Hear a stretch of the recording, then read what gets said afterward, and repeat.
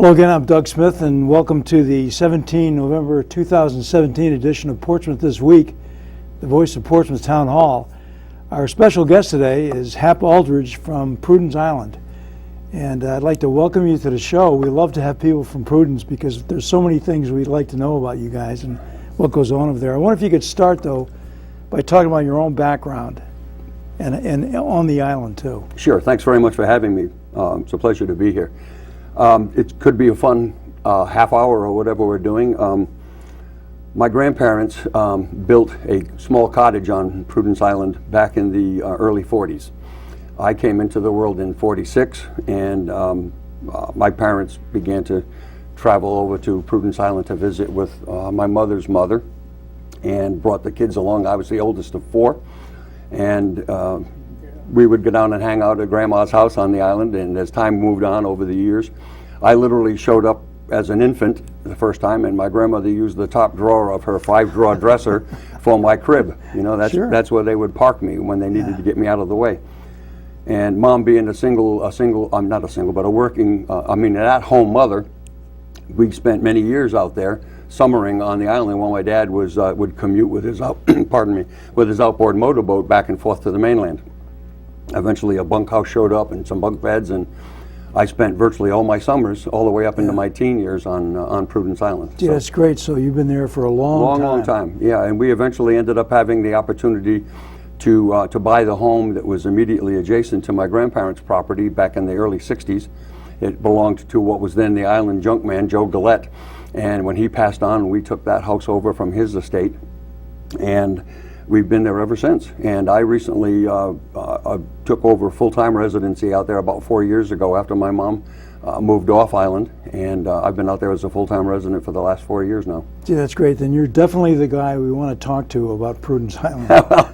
I know enough to be dangerous, let's put it that way. Yeah. Let me just ask you, and I don't know if you know details about this stuff, but generally how many people actually live on Prudence all year long?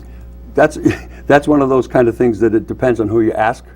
And in my experience in the 4 years that I've been out there, I would guess that we are somewhere in the 50 to 70 range, in there somewhere. Now, is that 50 to 70 households or people? People, yeah. Okay. Yeah, a number of people. I can tell you, though, that even saying that to you, it still seems kind of high to me, because you can go for days at a time, right, and only see one or two vehicles the entire time. So it's like, where are all these people? Now, in the summer, obviously goes way up to several hundred, right? It actually gets into the thousands in the summertime. Yeah, we have, as best as I know, we have around 500 actual rooftops, if you will, homes, actual dwellings. Okay. And many of those obviously are either pure summer homes, they're not even winterized, no winter water, that sort of thing, unheated, and others that are properly heated and so forth, but are only occupied part of the year, where the residents go to Florida in the summer and so forth.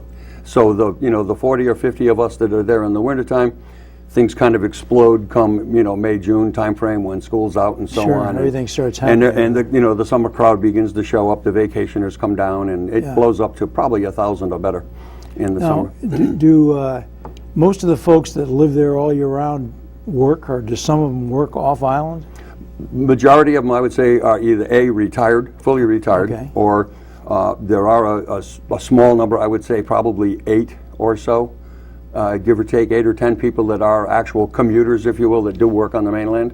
And there are a handful like me that are I'm semi-retired, I work 3 days a week, and my job is such that, and even in the 4 years that I was there and working full-time, my work is dependent upon the internet, and I'm able to access and do my job adequately from my home. And there are a number, probably I would guess 4 or 5 of us that fit that kind of model, either full or part-time people that live and work on the island full-time. Yeah, I want to get back to the internet in a minute, but so you guys are kind of dependent on the ferry, unless you have your own boat, I guess. Absolutely true.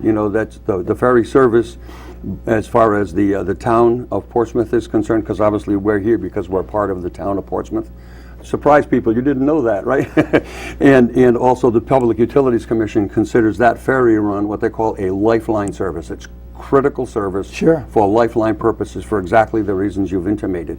That's what we have. No grocery stores there. We have a small little shop, convenience shop, that's very, very limited. And so so you have to go everything has to come and go to get food. Exactly. Many people have home heating oil, diesel fuel, or home kerosene, propane gas. So you've got, you know, utility trucks that are coming and going. Narragansett, National Grid has to come and go that way, and everything. Wow. So how often do the ferries run, particularly in the winter? Like I can In the see in the wintertime? summer they probably pick up. But Sure. In the wintertime, this time of year, there's probably 5 runs a day, 4 to 5 runs a day, depending on the day of the week. It's a little convoluted the way the schedule actually works, but there's like a 6 a.m. boat that gets the commuters off to work, and then there's another boat that arrives on the island around 8:30 or so, and then depending on the day, there might be a 10 o'clock-ish kind of trip. Then there's a 3:30 in the afternoon, and the last boat of the day coming back to from Bristol is 5:30, which is the one that brings the commuters back. okay, so if you miss one of those first or last ferries, you're kind of toast. There you go. There's the rub. Yeah. If you don't have some sort of logistics support on the mainland and you miss that boat, figure something out. It's your Yeah. problem. Now- I'm fortunate in that I have a sister in Riverside that puts up with me and lets Okay, us so crash you got in a someplace spare to room. stay. Yeah. That's I think most people would have to have. On, They'd have on to, the mainland, otherwise you're so- in a hotel for the night. Yeah. Yep. I guess. Now you guys recently changed the ferries changed ownership. Just generally speaking, I know you don't want to say anything political, but how's the service? Would you say? I'm happy to say all kinds of things that are political. I'm not exactly shy. I just have to be careful what I address politically. Yeah. But it's been about 2 years now, I think, that we've had this new ferry service, and it's been, all things considered, it's been, in my personal opinion, a phenomenal success. You know, the pricing is a bit dicey. We're paying a bit more now than we did before. Sure.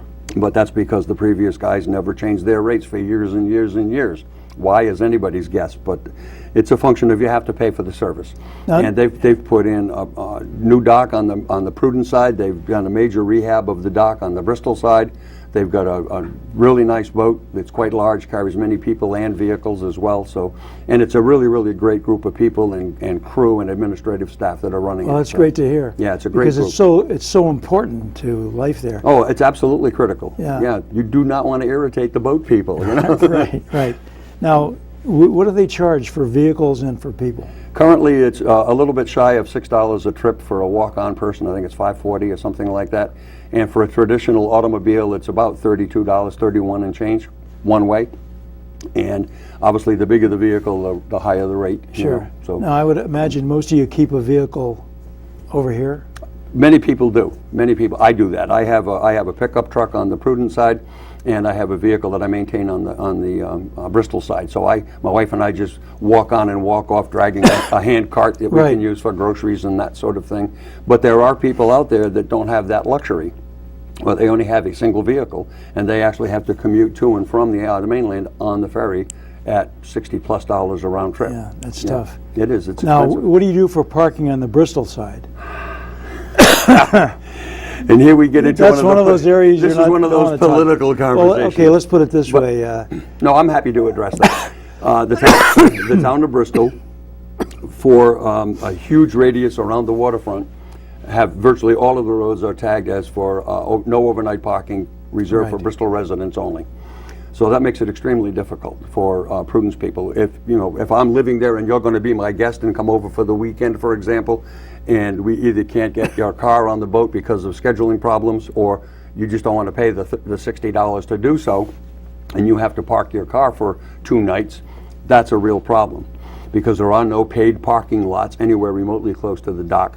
There are parking lots there, but the town does not allow overnight parking in them. So again, it becomes kind of dicey. Where do I put my car? no, excuse me, is that a change from? For some reason, I thought there was a lot of parking there.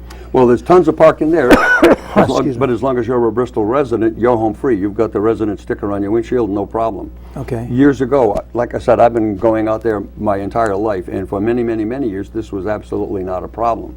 But over time, and I'm speculating, I don't know this to be fact, but as you rightly point out, something changed. It did not used to be a problem. Anybody could park anywhere on the streets of Bristol. Yeah. But I think as Bristol has become a more popular destination for a variety of reasons, and as Prudence Island has begun to expand and grow, the amount of traffic and vehicles that are parking on those on-street parking spaces, I think has probably been problematic for the residents, and so the political people have said, okay, we have to cut this off, and it's only available to residents. Sure. But some of the workarounds that are available to that, on the dock proper, there are about a half a dozen spots that are not reserved. And I believe that for the most part, you can get away with parking there without worrying about a sticker or a ticket. The Robin Rug Factory owner has, as a side, an additional business, owns a number of parking lots directly across the street from the Robin Rug Factory there on Thames Street. And those are open, and they're leased to the town of Bristol for daytime parking only. Okay. So that expands the ability to leave your car for the day, so you're not occupying a space on the street. And up in the very far back of that, almost bordering Hope Street, there is another lot up there where he sells monthly, quarterly, and annual parking permits. And that's where we keep our mainland car. I pay $600 a year to park that car over there. And that's way up in the back behind a bunch of trees and kind of out of sight. And that's kind of how we do it. Yeah, I think it's a problem. That's one of the issues, I guess, with living on an island like that. It is. It is. I'm sure there are benefits to it. But what do you do for basic services such as telephone, electricity, mail? How do you get, how do you deal with those? The ferry has a contract with the U.S. Postal Service to transport mail from the Bristol Post Office to, at the ferry landing on the Prudence side, there is a small, as I said before, a small general store. And the operators of that store have a little wing on the end of it, or a small portion of the end of that store building, that is actually the post office, the 02872 zip code. And the owner of that store is in fact the postmistress for that zip code. And so she, in coordination with the ferry brings the mail over or carries off outgoing mail, and she handles the sorting of it, and we all have a little post office box there. Okay, so you go down to the post office. Exactly, to pick up your mail. And for things other than U.S. mail, you know, UPS, FedEx, those types of things, those are able to be delivered directly to the ferry terminal in Bristol. And again, the ferry operators carry all of that over as cargo, if you will, and that is all staged in their ferry ticket office on the Prudence side. Oh, okay. So we can pretty much get anything that you can get here one way or another. The only time it gets dicey is that the post office will not accept mail addressed to our street address. It has to be to a P.O. box. Ah, I see. And sometimes you'll have shippers that won't deliver to a post office box. Yeah. Or they do ship it or will mail it, but they don't recognize or understand the 02872 zip code. They say, wait, what is this? No, this doesn't exist in the system. Yeah. And it gets kind of dicey when you have to get on the phone and tell them to override the zip code problems. Yeah. Boy, those are problems you'd never anticipate just Absolutely. thinking about this. Yeah. What about telephone? We were talking about telephones and internet access Yeah. before the show. Talk to us about that, if you would. So, in a time long ago and far, far away, somebody laid submarine cables under the bay from... It was the Navy, probably. Yeah, probably so. Back in God knows when, the 40s, 50s, I don't even know. But that's where our AC power comes from. We don't have power generation on island like Block Island does, for example. We have these submarine cables that bring electricity from the mainland to Prudence Island.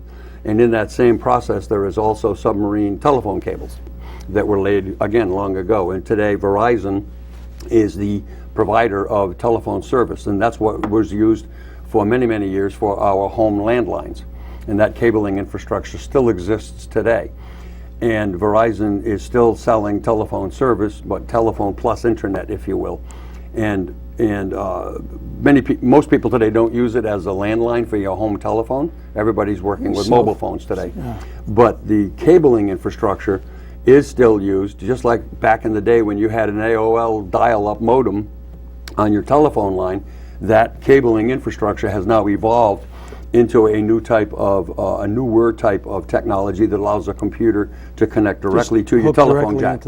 And that system is extremely slow. For the techies that are watching, we get 2 megabits a second for a download speed, and we only get 784 kilobytes upload, which is ridiculously slow.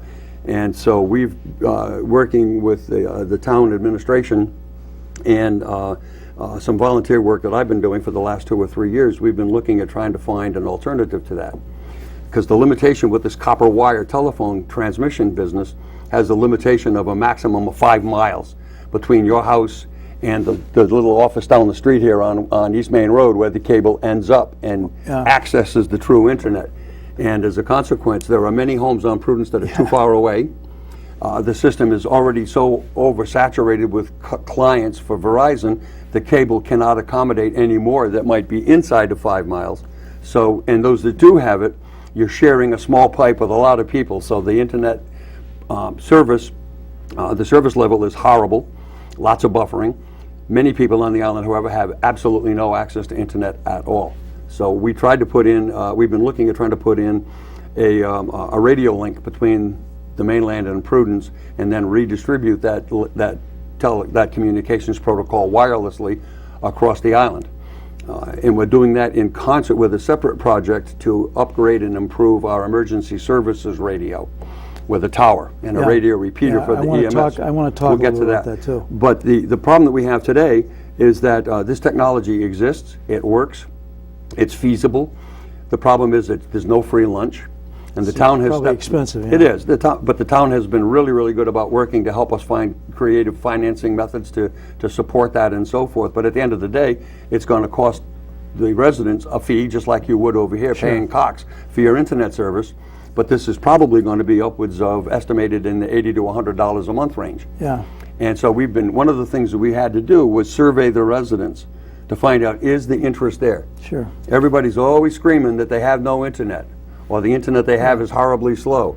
So the dilemma that we've run into, after 2 or 3 years of research, we're at the point now where we say, okay, we have solutions available. We now need to know what your true interest is as to whether, do you want to sign up or not, and if so, would you be willing to pay this much money? Because that has to go to a potential bidder to have some idea as to how much money they can see in revenue. And frankly, the survey effort that we did with the town last September, October timeframe was frankly dreadful. You know, for the hundreds, at that point in time, there were literally hundreds of people on the island, residents, still in the summer season. And we had a grand total of, I think, 57 people only that even responded to the survey. And of that number, the vast majority of them were not willing to pay more than $80 a month for the service. Yeah. And so that ends up showing us that the interest is just not there. Now, this was a paper survey, not a... No, it was a combination of paper and online. Okay. So we had stacks of paper. We handed out a boatload of them at the town council's annual meeting on the island back in September. We staged copies of the survey at the post office and at the ferry terminal, and the town established an online website for that same survey. So no excuse. If you can get on the internet from home, there's no reason or you not can to get pick the up a survey. piece of paper, you had access to the survey. Yeah, that's too bad, because you really need public input for that. Absolutely, and if we can't generate enough potential revenue, nobody in their right mind is going to want to bid the job, because it'll be a net loss. Yeah, you mentioned EMT and EMA communications. Yes. What do you do for fire and police and medical and that kind of stuff? Well, I can talk to that pretty accurately. I'm an island EMT myself, and the way our service works, it's a volunteer service. And if you were an island resident and you had a distress issue of some sort, and you dial 911, that call ends up here in Portsmouth, at the Portsmouth station. Right. The dispatcher in Portsmouth realizes, okay, this is a Prudence Island call. They then initiate an alarm or a tone, an alert to the island volunteer team. We all have pagers and telephone alert systems and so on. The bells go off. We get a notification that Tom Jones on XY 123 Main Street is in distress, or not the person's name, but there's a 60-year-old adult male, blah, blah. The system is activated. The on-call EMT and the on-call officer in charge respond to the fire station. Ambulances are dispatched to the service. We pick up the person. We assess the problem. Is it a skin knuckle? We can bandage it up and say you're fine. Or you've got a broken bone, or you're in a cardiac distress situation. You need transport. Meanwhile, Portsmouth is sitting by waiting to see what happens. Sure. And the on-scene EMT or officer in charge will simply notify Portsmouth transport is required. At that point, the Portsmouth side, this is getting fun, isn't it? At that point, the Portsmouth team are dispatched down to the bay, either at Carnegie Abbey Marina or pick up the boat. Eastern Passage. They pick up a high-speed boat, run across the bay. Meanwhile, we come down to the dock with the patient in the ambulance, transport to the boat, back across the bay, into the Portsmouth ambulance, down to the hospital. Down to the hospital, Right. okay. Well, Right. Fire, of course, is you fight the fire as best you can with so what you have available. is this all volunteer? It's all volunteers, yes. Yeah. Well, volunteer in that I'm a volunteer to be an EMT when I am on call. We have a schedule. Okay. And the on-call EMT, the on-call officer in charge, we're paid a stipend for our services for that day, but it's not anything that I'm going to retire on, trust me. Yeah, right. Yeah. So it's kind of a, the system has been in place for a very long time. We had a new team of leadership that came into the island over the last 2 years. Our fire chief, Chief Thurber, has done an amazing job at upgrading our systems and expanding our services. Our lead EMT, Captain Don Dragon, came on just shortly after Chief Thurber, and he initiated an on-island EMT certification class, Okay. which was phenomenal. Sure. And so we ended up having a number of people that were able to go to that class and get certified. And so now we have sufficient staff between those like me that live on the island full-time and Captain Dragon and a few other people who live on the mainland come over to the island for their shift, and they'll spend the night on the island and so forth. And we now are at the point where we have the luxury of having at least one, if not two, EMTs on duty every day. Okay. And so in the past, we only had 2 or 3 fully certified EMTs total. Yeah. So you had days and days where there was Yeah. nobody. Well, that's good. So it's been a phenomenal improvement in services. Now, what about doctors? I mean, if you get doctors vacationing, do you sort of make note of them or something? No, you have no idea that they're there. Doctors don't show up and say, "Hey, I'm Dr. Jones and I'm on the island for the next week." No, it never happens. no. So you just, it's EMTs. That's it. You guys are the medical We're it. help. Yep, exactly. How about water? Do you just get is there a pipe also from Melville, probably? No, there are a number. We have a private water district, similar to where you have a water district here in Yes. Portsmouth. We have essentially a sister organization on Prudence Okay. Island. They're not related in any way, but it's a Prudence Island specific water district. This system has evolved over many years with our island water distribution system, pipelines and so forth. There are a number of wells that are dug on Prudence Island into the aquifer, and we have a large holding tank, and similar to what you have over here, like on West Main Road, Yeah, up at sure. the top. We have a The tank treatment similar to plant, that. And there's water treatment that's being done as well as Okay. part of that whole process. Well, that's good. At least you're self-contained. I mean, Yes, we are self-contained. Yeah, until something goes wrong. Yeah, right. We just recently had an outbreak of E. coli, in fact, in the system, and they had to go into a boil water status, Yeah. and that lasted for, I think it might even still be in effect, frankly. It's Yeah, been several and weeks. you guys couldn't exactly run down to Walmart and get a bunch of water jugs. No, sir. Yeah, that's tough. It's very interesting that you guys are out there doing all this stuff. We have no clue here in Portsmouth about all these things you're telling me, so it's fascinating to me. You'd be amazed at how many people I run into in the state of Rhode Island that don't even know what Prudence Island is, Yeah. much less where it is. Yeah. You live where? Where's that? Yeah, right. How about trash removal? What do you do with that? Trash removal is coordinated through contracts with the town of Portsmouth Public Works.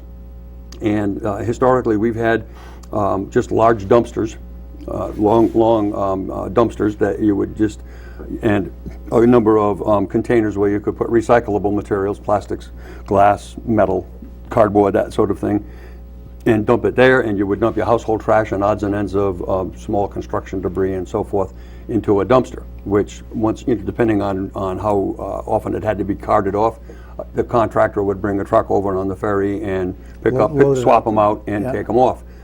Just within the last probably a month or so, the town has upgraded our system and installed 2 compactors, 2 end-to-end trash compactors Okay. to replace that.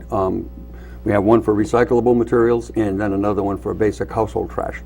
And we have still retained that one large dumpster that, so far, knock on wood, the town has allowed us to keep for all of the sort of things that are Other not junk. the other stuff, Yeah. within reason. So that's what we're doing now.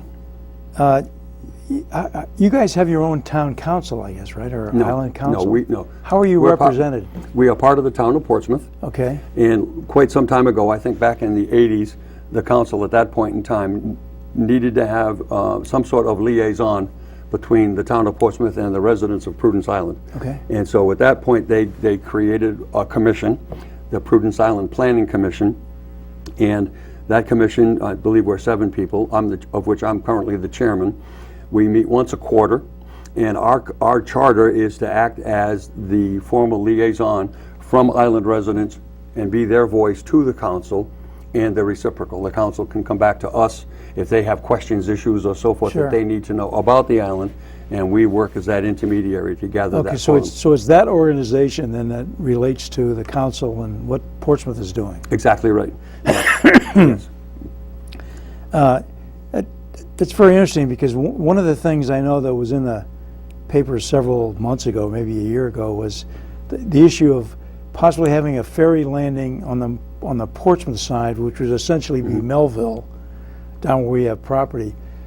Do island residents really want that? I would think that staying with Bristol, kind of would be Logical.